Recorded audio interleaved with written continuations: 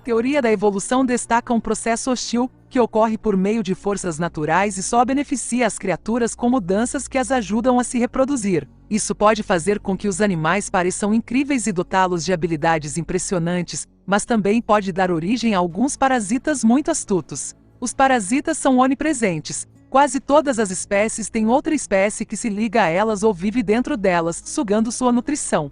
Às vezes, um parasita só precisa picar você, mas alguns parasitas têm ciclos de vida complexos e requerem vários hospedeiros para completá-los.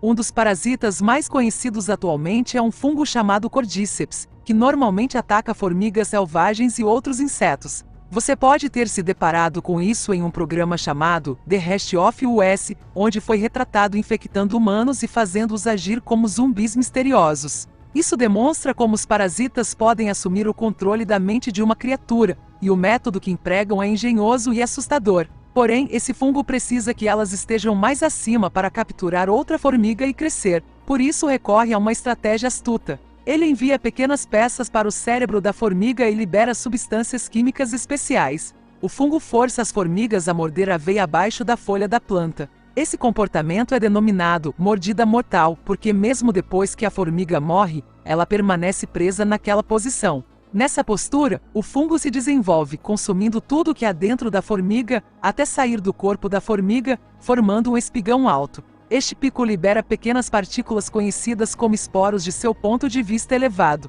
Esses esporos descem sobre outras formigas abaixo, iniciando um novo ciclo de infecção e controle. Alguns especialistas acreditam que este método astuto de manipulação do hospedeiro ocorre há pelo menos 48 milhões de anos, evidenciado por formigas fossilizadas encontradas presas na posição da mordida mortal. Agora, quando observamos flamingos, muitas vezes admiramos sua tonalidade rosa vibrante, mas muitos desconhecem o motivo dessa coloração marcante. Alguns podem atribuir isso à sua dieta de camarão rosa, mas isso é apenas parte da história. A verdadeira explicação está nos parasitas.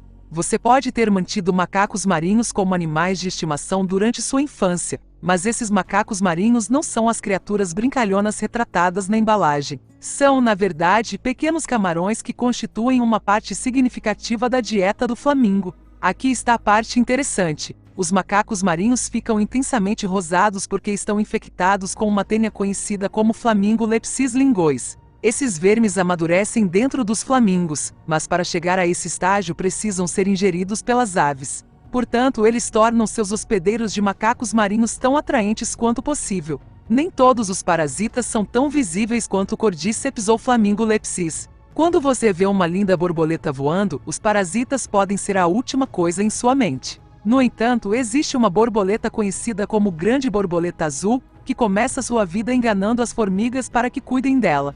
Esta borboleta, conhecida como Fengarizarion, produz descendentes que se assemelham a larvas de formiga. Mas isso não é tudo. Os filhotes de borboleta também emitem um cheiro semelhante ao das larvas de formiga. Quando essas larvas de borboleta eclodem, elas caem no chão perto de um formigueiro e ficam à espera que uma formiga desavisada passe. A formiga, presumindo ter encontrado um filhote perdido, carrega as larvas da borboleta para dentro do ninho. As formigas então alimentam e nutrem as larvas das borboletas até que estejam prontas para emergir. Muitas borboletas desta família empregam táticas astutas semelhantes, e cada borboleta tem preferência pelo tipo de formiga que deseja criar. Eles selecionam formigas com base nos aromas específicos que usam para enganá-las, fazendo com que pareçam seus próprios filhotes. Consideremos o gorgulho sul-americano, Euselates arquatus, por exemplo.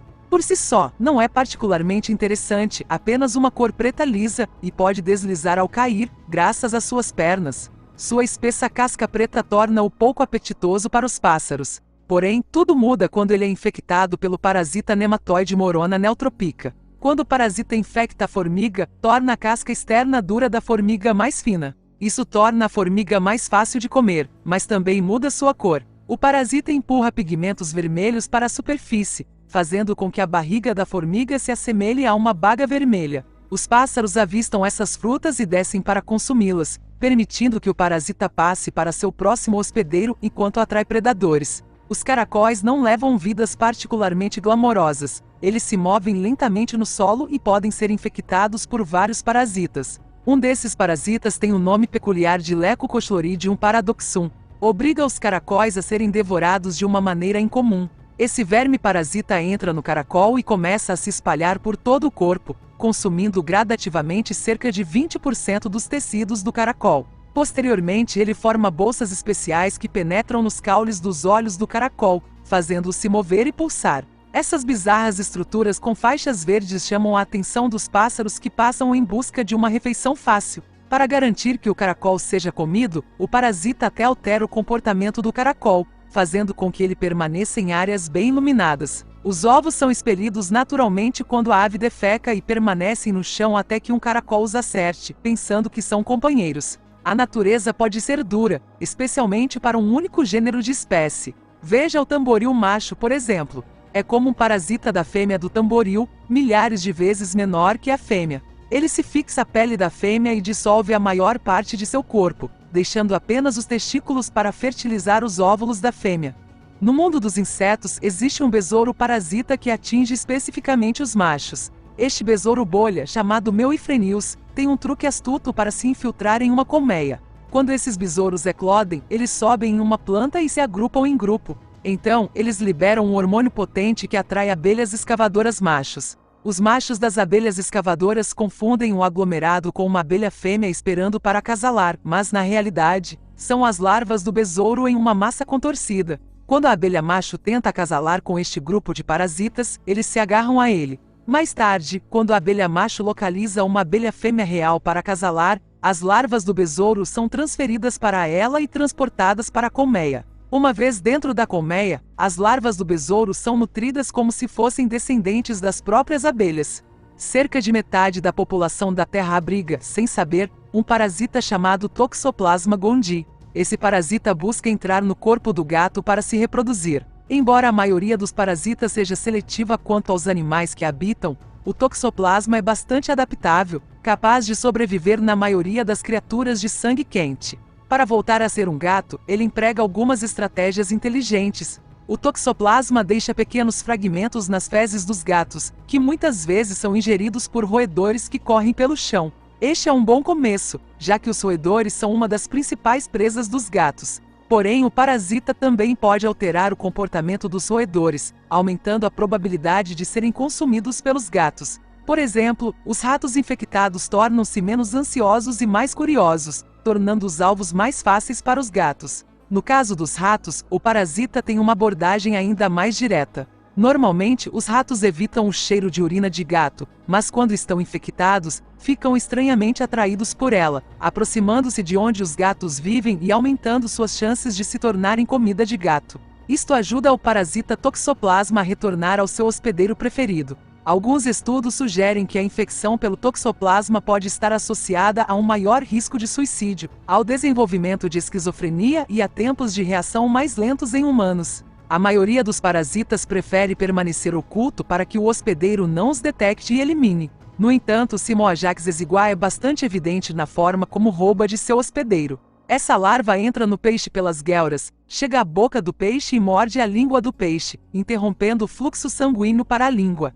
Isso faz com que a língua apodreça e eventualmente caia. Embora isto seja prejudicial para os peixes, o piolho tem uma solução. Ele sobe no pedaço restante da língua e atua como um substituto funcional. Seguro dentro da boca do peixe, o piolho consome parte da comida do peixe e se alimenta do muco produzido pelo peixe. Uma vez bem alimentado, o piolho pode acasalar com outros machos que vivem na bolsa branquial do peixe e depositar seus ovos. Os mexilhões lampsilis são normalmente vistos como criaturas inofensivas que habitam corpos d'água, e o pior que podem fazer é causar dor de estômago se consumidos. No entanto, se você for um peixe, eles podem empregar uma tática astuta para fazer com que você carregue seus filhotes. As fêmeas dos mexilhões lampsilis desenvolveram alguns truques para atrair peixes. Eles possuem bolsas especializadas para transportar seus filhotes, que se parecem e se comportam como as presas que os peixes normalmente consomem. Cada espécie de mexilhão imita um animal diferente.